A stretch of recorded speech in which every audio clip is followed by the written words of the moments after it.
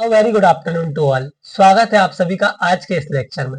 दोस्तों, RRB NTPC exam में maths subject में कैसे हम हाईएस्ट मार्क्स स्कोर करें, मैं आपको बताता हूँ। देखो, बड़ा सिंपल सा कॉन्सेप्ट है। बेसिक मैथमेटिक्स आता है, 1 to 10th क्लास का मैथ्स आता है। तो मैथ्स तो इजी है, इसमें कोई डरने वाली बात नहीं है। बट प्रॉब्लम क्या है? प्रॉब्लम है शॉर्ट ट्रिक की, और प्रॉब्लम क्या है? टाइम मैनेजमेंट की। बच्चों, जब भी पेपर हमारे सामने आता है तो हम क्या करते हैं कि ट्रेडिशनल मेथड ज्यादा यूज करते हैं। एक प्रॉब्लम। प्रॉब्लम नंबर सेकंड, कि क्वेश्चंस तो हमें आते हैं बट कॉन्फिडेंस नहीं आता। तीसरा तीसरा क्या है बच्चों? हम कम प्रैक्टिस करके जाते हैं। यदि हम प्रैक्टिस कम करके जाएंगे तो वो बच्चा जो ज्यादा प्रैक्टिस करके आया है वो उस एग्जाम को क्लियर कर लेगा और हम रह जाएंगे। तो मेन प्रॉब्लम क्या है? हमारी प्रैक्टिस की प्रॉब्लम है। तो बच्चों, आपको ज्यादा से ज्यादा प्रैक्टिस करना है, क्वेश्चन सबसे ज्यादा लगाना है, मॉक टेस्ट सबसे ज्यादा देना है। मॉक टेस्ट के बाद उसका एनालिसिस करना है।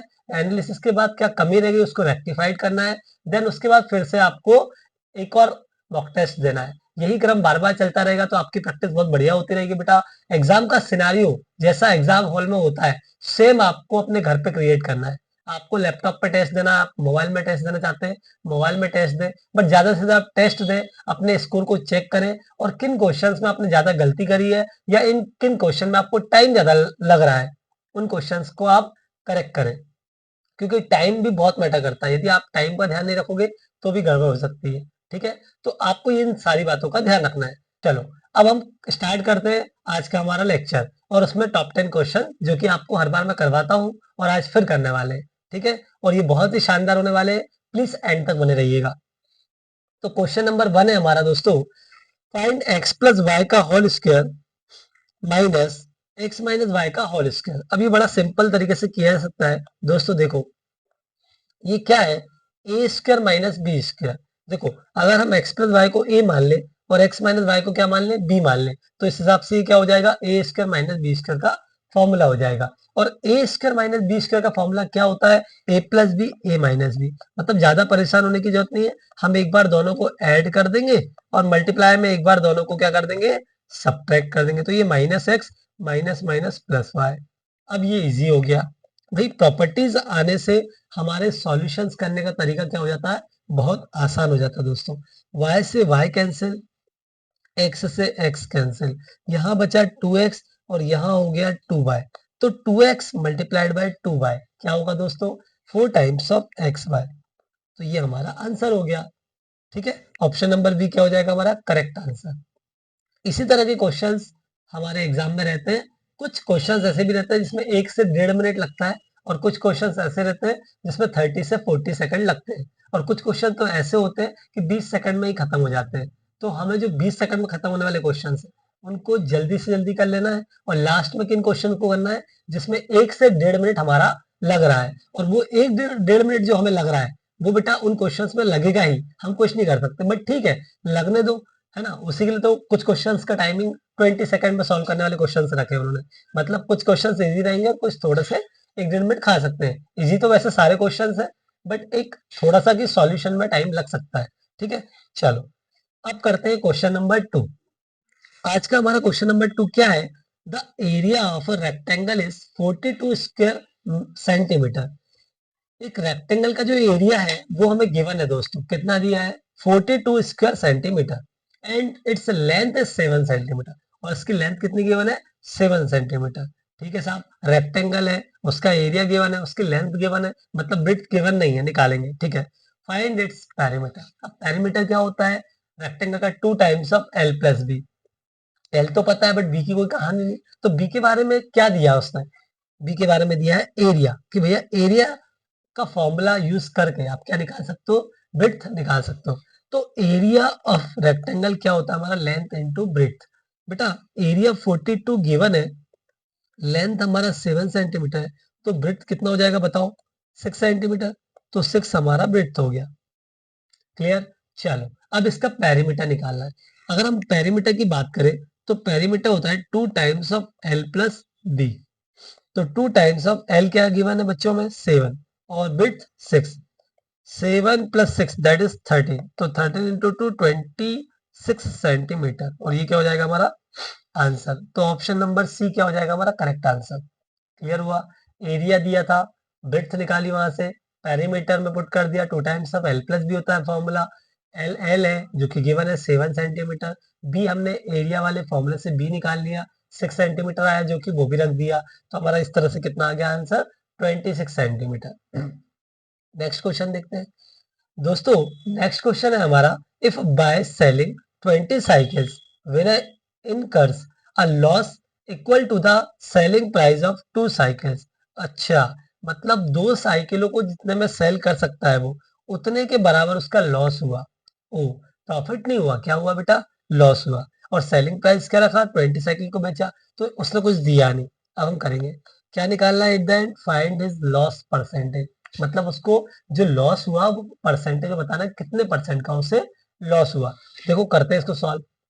यदि हम एक साइकिल की कीमत x मान लें, CP of one cycle x है, तो 20 साइकिल्स का सीपी क्या हो जाएगा दोस्तों, 20x। यदि मैं मान लूं कि एक साइकिल का सेलिंग प्राइस कितना है, y है, तो 20 साइकिल्स का सेलिंग प्राइस क्या हो जाएगा, 20 इंटू वाई। अब आप लोग जान रहे हैं कि इसमें लॉस हो रहा है। लॉस कब होता है, जब CP is greater than SP होता है। भाई जितने में हम खरीदा उससे कम में बेच दिया, तो सीधी सी बात है लॉस तो होना ही है फिर। तो फिर लॉस जो है वो किसके इक्वल है बेटा, सेलिंग प्राइस ऑफ 2 साइकिल। ठीक है सर, समझ गया।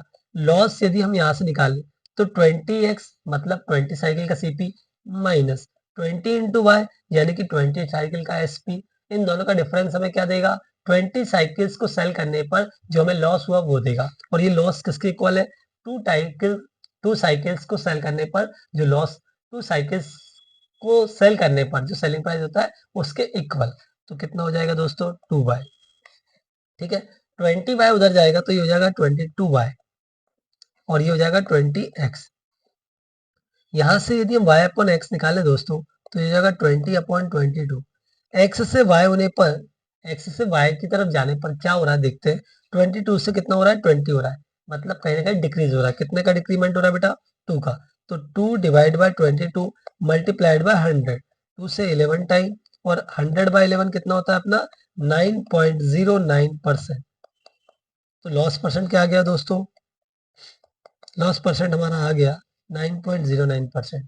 ठीक है, ऑप्शन नंबर डी क्या हो जाएगा, हमारा करेक्ट आंसर हो जाएगा। नेक्स्ट क्वेश्चन है question number 4। Jain won a lottery and gets 1/3 of the winning amount and donates ₹6,000 which is 1/6। एक बार क्वेश्चन को समझते हैं दोस्तों। मैथ्स की खास बात क्या है दोस्तों, पता है, मैथ्स में क्वेश्चन समझना बहुत जरूरी है। वैसे तो हर एक सब्जेक्ट में वही है, बट मैथ्स में तो स्पेशली आपको ध्यान रखना है कि जब भी आप क्वेश्चन को पढ़ने की आदत डालें, एक बार नहीं 2 बार कम से कम क्वेश्चन को रीड करना है। क्योंकि जितनी बार आप क्वेश्चन को पढ़ोगे उतना ज्यादा क्लैरिटी आती है। तो कम से कम ज्यादा तो नहीं पढ़ सकते हम, 2 बार तो पढ़ ही सकते हैं। तो 2 बार फटाफट से क्वेश्चन को पढ़ना है और आगे बढ़ना है। देखो, Jane won a lottery, Jane ने एक लॉटरी जीती and gets 1/3 of the winning amount. Winning amount का उसे कितना मिला, 1/3। अब अगर एक्स अमाउंट उसने लॉटरी जीती तो एक्स का 1/3 उसका क्या हो गया, विनिंग अमाउंट हो गया। ठीक है, एंड डोनेट्स ₹6,000। वो क्या कर रहा है, डोनेट कर रहा है। क्या कर रहा है, डोनेट कर रहा है। तो डोनेट करेगा तो माइनस होगा उसके पास से पैसा, विच इज 1/6। अच्छा, तो वो कितना बच रहा है, एक्स का 1/6 बच रहा है। Find how much the lottery was worth. Initial में जो आपने लॉटरी मानी थी वो कितनी थी। चलो इसका सॉल्यूशन देखते हैं दोस्तों।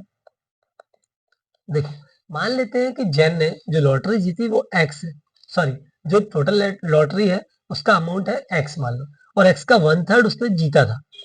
ठीक है साहब, एक्स का 1/3 उसने जीत लिया, माइनस उस कर देंगे 6,000। क्यों करेंगे, क्योंकि उसने 6,000 क्या कर दिए, डोनेट कर दिए। अगर मैं आज डोनेट करता हूँ 10,000 रुपए, तो इसका मतलब मेरे पास से माइनस हो जाएंगे। भाई मेरे पास जितना अमाउंट उससे क्या हो जाएंगे, 10,000 माइनस हो जाएंगे। तो फिर x/3 में से क्या माइनस हो जाएगा, 6,000। बेटा ये कितना बचा, x का 1/6 बचा, यानी कि x/6। Find how much the lottery was worth. अब इक्वेशन हमारे सामने है, तो हम यहाँ से x की वैल्यू निकाल लेंगे और वही क्या होगी, लॉटरी की वर्थ होगी। चलो, 6,000 इस साइड आ जाएगा right side, x/3 minus x/6 LCM लेके सॉल्व करेंगे। 2x minus x that is x/6, 6,000। तो x की वैल्यू कितनी आई,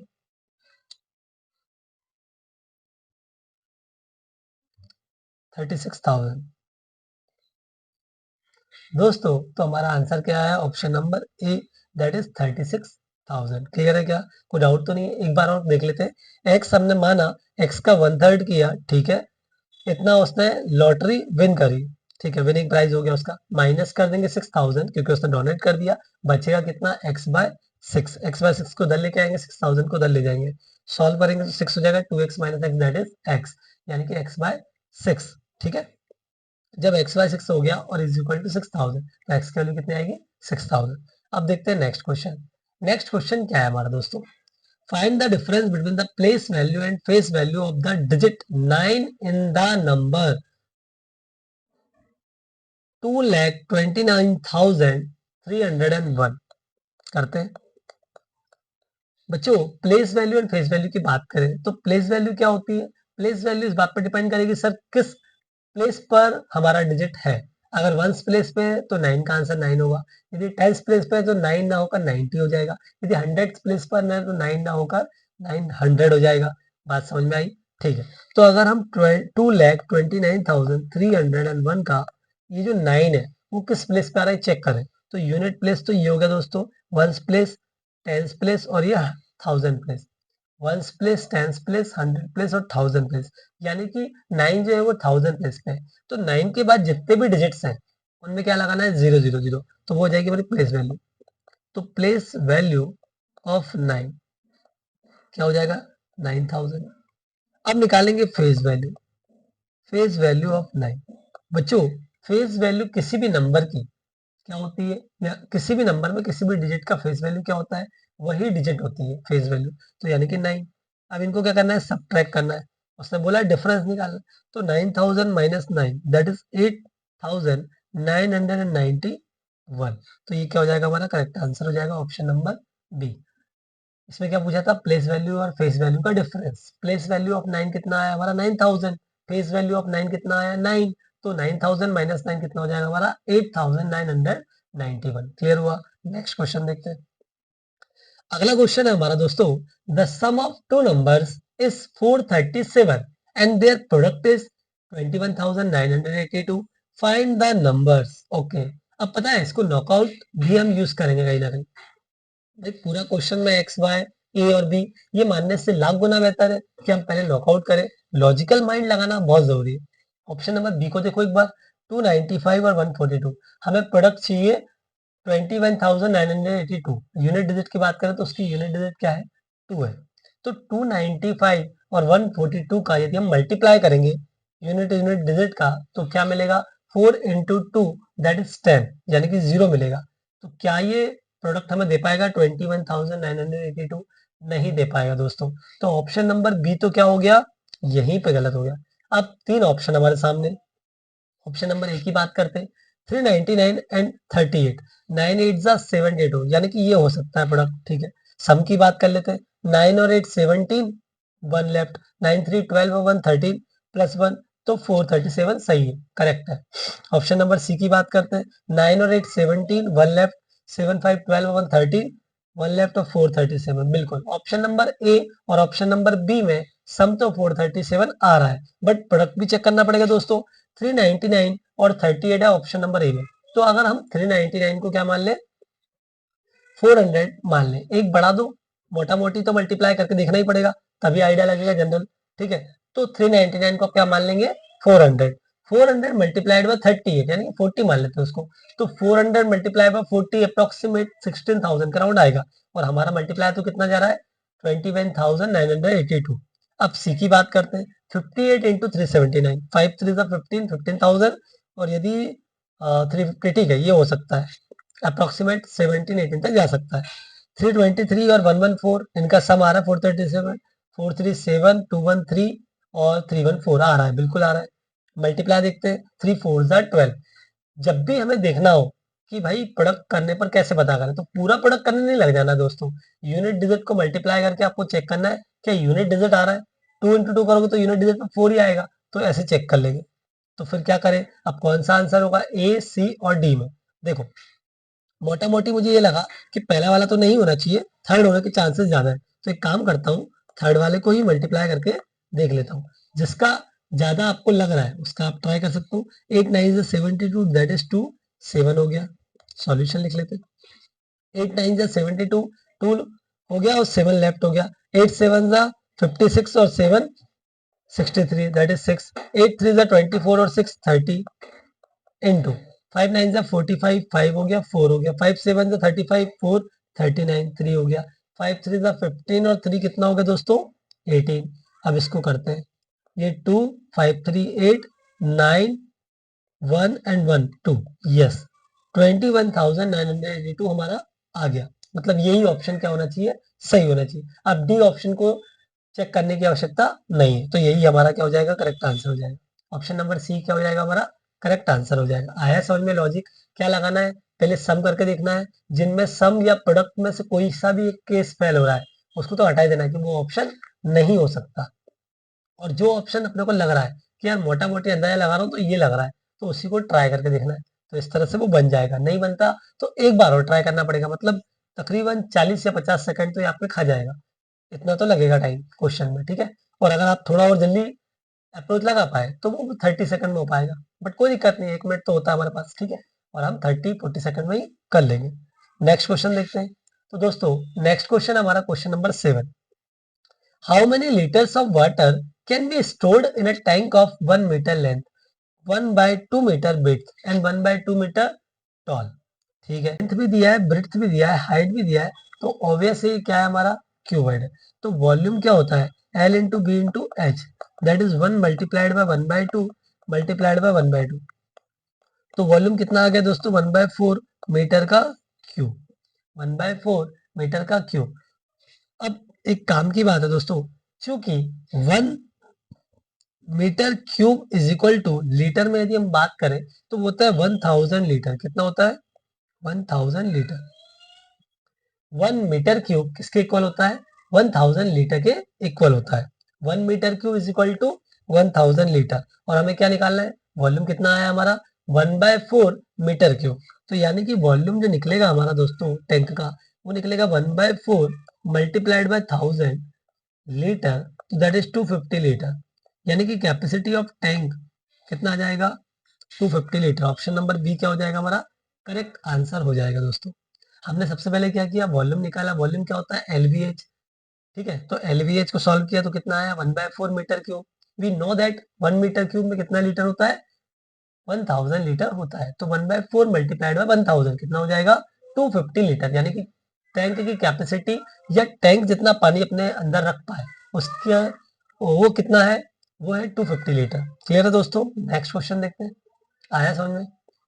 चलो नेक्स्ट क्वेश्चन क्या है हमारा दोस्तों, a man walks at a certain speed and reaches his destination which is 6 kilometre in 1 hour 40 minutes. If he runs the same distance in 1 hour 20 minutes, what is the difference in speed? हमें speed का क्या निकालना है, difference निकालना है। एक बार फिर से क्वेश्चन को रीड करेंगे और बढ़िया से समझने की कोशिश करेंगे। A man walks at a certain speed, किसी स्पीड से वो बंदा जा रहा है, and reaches his destination which is 6 kilometre in 1 hour 40 minutes. सीधी सी बात है दोस्तों, उसने डिस्टेंस भी बता दी और टाइम भी हमें बता दिया। तो क्या स्पीड नहीं निकाल लेंगे आप, श्योर है सर निकल जाएगी, क्योंकि स्पीड क्या होती है, डिस्टेंस अपॉन टाइम। तो उसने डिस्टेंस बताई है दोस्तों हमें 6 किलोमीटर, और जो टाइम है वो बताया 1 hour 40 मिनट्स। पहले तो हम क्या करेंगे, स्पीड निकालेंगे इसकी, ठीक है। उसके बाद क्या बोल रहा है, if he runs the same distance, अगर उसी डिस्टेंस 6 किलोमीटर को वो 1 hour 20 मिनट्स में कवर करता है, तो आपको दोनों की स्पीड का क्या बताना है, डिफरेंस बताना है। सर स्पीड नंबर 1, पहले वाले केस में S1 निकालते हैं, वो क्या हो जाएगा, speed 1 is equal to distance upon time, that is d/t। सब डी दिया है 6 किलोमीटर, टाइम क्या हो जाएगा, टाइम है 1 hour 40 मिनट्स, बट इसे टोटली आर में कन्वर्ट करना पड़ेगा, 1 hour 40 मिनट्स। तो बच्चों 1 hour 40 मिनट्स को हम आर में कैसे कन्वर्ट करेंगे, 1 hour तो 1 hour है, 40 मिनट्स को we can write 40 divide by 60 आर में। तो 40 डिवाइड बाय 60 कर देंगे तो वो आर में कन्वर्ट हो जाएगा। 0 से 0 गया, 2 से ये 2 टाइम, 2 से 3 टाइम, यानी कि ये आ गया 1 राइट्स 2/3, 3 वन जा 3 टू 5, 5/3 आर। मतलब अब हमारा पूरा टाइम किस में कन्वर्ट हो गया, आर में कन्वर्ट हो गया। 1 hour 40 मिनट्स को वी कैन राइट 5/3 आर। बच्चों हम जो स्पीड 1 निकाल रहे हैं that is distance upon time. तो 6 किलोमीटर तो डिस्टेंस हो गई और टाइम क्या हो गया, 5/3। ये 3 ऊपर जाएगा तो 18/5 हो जाएगा। क्या हो जाएगा, 18/5, दैट इज किलोमीटर पर आर। ठीक है। अब निकालते हैं S2 कि भाई स्पीड 2 क्या है। तो स्पीड 2 मतलब सेकंड केस में क्या है स्पीड, दैट इज 6 किलोमीटर तो है डिस्टेंस, अपॉन टाइम कितना है दोस्तों 1 आवर 20 मिनट्स। अगर हम 1 आवर 20 मिनट्स को आवर में कन्वर्ट करें तो 20 डिवाइड बाय 60, यानी कि 1 आवर 20 मिनट यानी कि 20 बाय 16 आवर, 0 से 0 टू 1/3। ओके, तो हो गया 1 राइट्स 1/3 दैट इज 4/3, 3 वन जा 3 और 1 4 4/3। तो 4/3 क्या हो जाएगी हमारा दोस्तों, हमारा टाइम हो जाएगा। ठीक है, अब इससे क्या करेंगे सॉल्व करेंगे, 3 ऊपर जाएगा, 6 3 जा 18, 18/4 किलोमीटर पर आवर। तो एक स्पीड मिल गई, दूसरी स्पीड मिल गई, क्लियर है। अब इनका निकालना है डिफरेंस, कि डिफरेंस क्या है इन स्पीडों का। तो देखो दोस्तों, इसको मैं रब कर देता हूँ।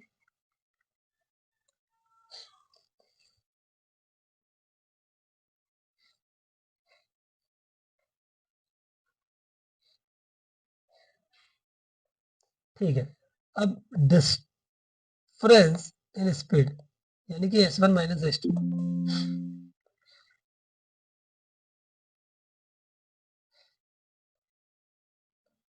S1 माइनस S2 हमें निकालना है। S1 क्या है दोस्तों 18/5 माइनस 18/4, यही चाहिए। एलसीएम लेंगे तो कितना आएगा 5 और 4 का 20, 5 4 जा 20, 18 4 जा 72 माइनस 4 5 जा 20, 18 5 जा 90। ओहो, मतलब S2 बड़ा है S1 छोटा, उससे फर्क नहीं पड़ता, हमारा नेगेटिव भी आएगा तो भी हम ये मानेंगे कि हमने छोटे में से बड़े को माइनस कर दिया। कोई बात नहीं, बड़े में से छोटे को माइनस करेंगे, छोटे में से बड़े को, तो वैल्यू तो आ जाएगी 72 माइनस मतलब 18 हो गया ये तो, अपॉन 20। हालांकि माइनस में हो रहा है बट ठीक है, आप इसको दिस माइनस दिस कर देना, बात एक ही है। 2 9 जा 2 10 जा, यानी कि कितना आ गया 0.9, माइनस में आया दोस्तों, बट हम प्लस ही कंसीडर करेंगे क्योंकि हमने क्या करा है डिफरेंस निकाला, छोटा माइनस बड़ा कर दिया, बट आप बड़ा माइनस छोटा करेंगे तो भी क्या आएगा 0.9। तो 0.9 किलोमीटर पर आवर क्या हो जाएगा हमारा डिफरेंस हो जाएगा, यानी कि S2 बड़ा है S1 छोटा है। 18/5 और 18/4 में, वैसे भी 18/4 ही बड़ा हुआ, 18/5 क्या होगा दोस्तों छोटा। तो आया समझ में, S2 माइनस S1 कर देना आप, क्या आएगा 0.9 किलोमीटर पर आवर। ठीक है, नेक्स्ट क्वेश्चन देखते हैं दोस्तों। नेक्स्ट क्वेश्चन हमारा question number 9। A bank agrees to lend a loan to Arvind of rupees 2 crore 38 lakh 75,697 which falls short by 17% for starting his business। ठीक है, how much more loan would he need, उसे कितने और extra loan की आवश्यकता होगी। दोस्तों, ये क्वेश्चन क्या कहने की कोशिश कर रहा है मैं आपको समझाता हूँ। अरविंद है, अरविंद को कोई बिजनेस स्टार्ट करना है और अरविंद को बिजनेस स्टार्ट करना तो उसे लोन की जरूरत है। ठीक है, अब वो लोन लेने गया और बैंक उसे कितना लोन प्रोवाइड कर रहा है 2 crore 38 lakh 75,697 प्रोवाइड कर रहा है। ठीक है, और वो उससे शॉर्ट पड़ रहा है, मतलब इतने की कमी उसको पड़ रही है। जिस बिजनेस को स्टार्ट करना चाहता है अरविंद, उसको 17% और कम पड़ रहा है, मतलब इतना पैसा और कम पड़ रहा है। ठीक है, जो टोटल अमाउंट है जो बैंक उसे प्रोवाइड कर रही है, ठीक है, वो कुछ पैसे कम है या कुछ रुपीस क्या है कम है। तो ठीक है, करते हैं, कैसे करेंगे देखो, सॉल्यूशन देखो। ठीक है साहब, मान लेते हैं कि टोटल जो उसको रिक्वायरमेंट है वो एक्स अमाउंट की, कितनी है एक्स अमाउंट की। अब सामने वाला बोल रहा है कि उससे 17% शॉर्ट हो रहा है, ठीक है, तो that is x minus x का 17%, और आप उसे उतने ही रुपए दे रहे हो, तो कितना 2 crore 38 lakh 75,697। तो x माइनस एक्स का 17%, यानी कि क्या हो जाएगा x, और ये हो जाएगा 83%। x कॉमन ले लेंगे, 1 में से माइनस कर देंगे, एलसीएम लेकर सॉल्व करोगे तो कितना आएगा 83। भाई कोई भी चीज अपने आप में परसेंट में कितना होता है 100, 100 में से अगर 17 कम कर देंगे तो कितना हो जाएगा 83। तो इस तरह से डायरेक्ट करने की हम आदत डालेंगे, तो ये हो जाएगा 2 crore 38 lakh 75,697 दोस्तों। अब यहाँ से x की वैल्यू हमें फाइंड आउट करना है, तो 2 crore 38 lakh 75,697 divided by 83 multiplied by क्या हो जाएगा 100। क्लियर है, 83% जब उधर जाएगा राइट साइड में, तो 83% मतलब 83 डिवाइडेड बाय 100, तो 83 तो नीचे हो जाएगा, 100 कहाँ पहुंच जाएगा ऊपर। तो इस तरह से ये हमारा आ गया। ठीक है दोस्तों, अब इसे सॉल्व करेंगे तो ये टोटल लोन अमाउंट हो जाएगा। क्या हो जाएगा? ये टोटल लोन अमाउंट किसका? जो अरविंद को चाहिए, और माइनस क्या कर देंगे उसमें से? जितना बैंक उसे प्रोवाइड कर रही है। तो क्या मालूम पड़ जाएगा? कितना उसको शॉर्ट हो रहा है। ठीक है, तो इसकी सॉल्व करोगे दोस्तों तो ये आएगा आपका 2,87,65,900 रुपीज। अब इसे सॉल्व करना, आपका आएगा 2,87,65,900। क्लियर है? ठीक है, अब इतना अमाउंट अरविंद को चाहिए था और बैंक कितना प्रोवाइड कर रही? 2,38,75,697।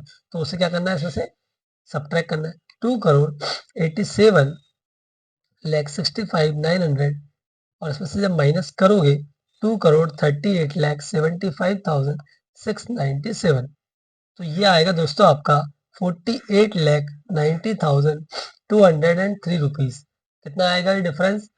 48,90,203। तो ऑप्शन नंबर ए क्या हो जाएगा आपका? करेक्ट आंसर हो जाएगा। एक बार फिर से एक्सप्लेन कर रहा हूँ, जरा सुनना।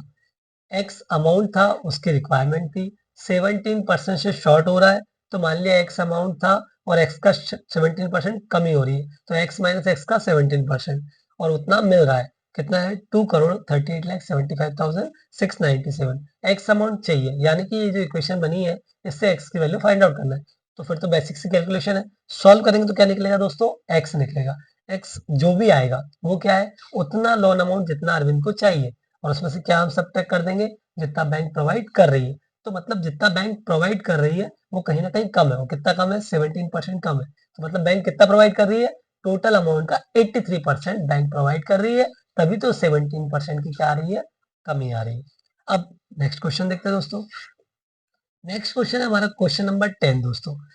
क्वेश्चन नंबर 10 क्या है? x is 5 feet tall. जो x है हमारा वो कितना लंबा है? 5 फीट टॉल है। And he notices that he castes a shadow that's 3 feet long. और वो कितने की छाया बना रहा है बेटा? 3 फीट लॉन्ग शैडो बना रहा है। He then measures that the shadow cast by his school building is 30 feet long. How tall is the building? Building कितनी लंबी है बताए। चलो दोस्तों, ये क्वेश्चन है हाइट एंड डिस्टेंस का। हाइट एंड डिस्टेंस का क्या अप्रोच होगी, कैसे करेंगे, मैं आपको समझाता हूँ।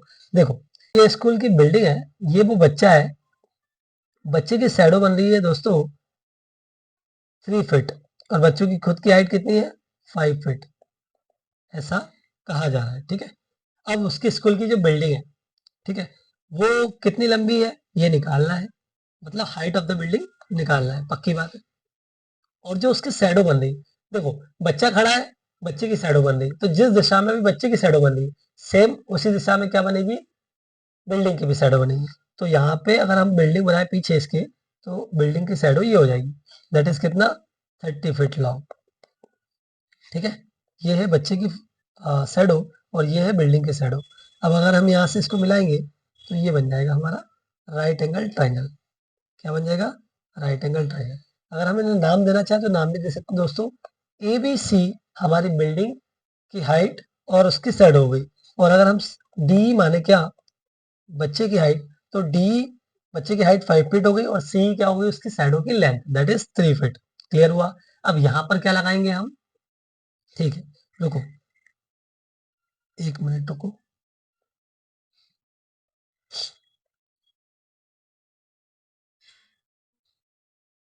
ठीक है, अब यहाँ पर क्या लगाएंगे दोस्तों? हम सिमिलर ट्राइंगल वाला कॉन्सेप्ट यूज करेंगे। देखो, according to the similar triangle, A B upon A B C triangle और डीई सी ट्राइंगल क्या हो जाएंगे हमारे?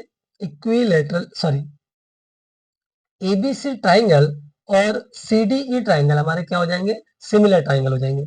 तो यहाँ पर हम कॉन्सेप्ट लगा सकते हैं दोस्तों, A B upon B C is equal to D upon C. ठीक है, चलो, ए बी कितना गिवन है? ए बी निकालना है, दैट इज एच मान लिया तो एच हो गया। बी सी कितना है? 30 feet is equal to D कितना है? 5 फीट, और सी कितना है? 3 फीट। अब यहाँ पे सारी यूनिट सेम है, फिट फिट में है, तो कोई दिक्कत नहीं है। अगर किसी और यूनिट में होती तो हमें क्या करना होती? कन्वर्ट करनी होती। तो एच यहाँ से निकालेंगे दोस्तों, 5/3 मल्टीप्लाइड बाय 30, 3 से ये 10 टाइम, तो ये आ गया 50 फीट। कितना आ गया? 50 फीट। तो 50 फीट ये क्या हो जाएगा? Height of the building. तो ऑप्शन नंबर ये क्या हो जाएगा हमारा करेक्ट आंसर। ठीक है। अब सबसे मेन काम इस टाइप के क्वेश्चंस में क्या होता है दोस्तों, पहले हमें प्रॉपरली डायग्राम बनाना है।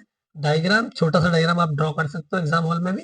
और डायग्राम ड्रॉ करने के बाद, डायग्राम ड्रॉ करने के बाद आपको ये देखना है कि सिमिलर ट्रायंगल वाला कॉन्सेप्ट लग रहा है या नहीं लग रहा है। यदि सिमिलर ट्रायंगल वाला कॉन्सेप्ट लग रहा है तो उससे हाइट या बेस कुछ भी निकाला जा सकता है। ठीक है दोस्तों, तो ये हो गए हमारे टॉप 10 क्वेश्चंस आज के।